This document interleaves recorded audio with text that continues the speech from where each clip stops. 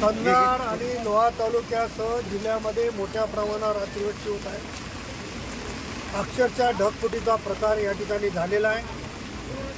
आपण हे सगळं दृश्य पाहू शकतो आणि सगळ्यांना माझी विनंती आहे आपल्या माध्यमातून की घराच्या बाहेर कोणी पडू नये।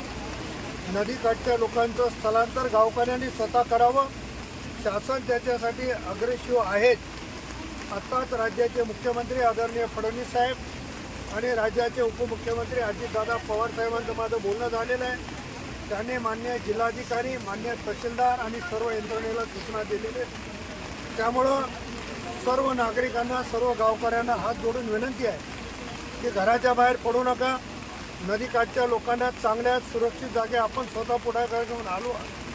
जनावरं सोडू नका आणि शाळा बंद करण्याच्या सूचना मान्य शिक्षणाधिकारी देत आहेत किंवा शाळेमध्ये मुले पाठवू नका, अशा पद्धतीची विनंती माझी आपल्या माध्यमातून सर्वांना।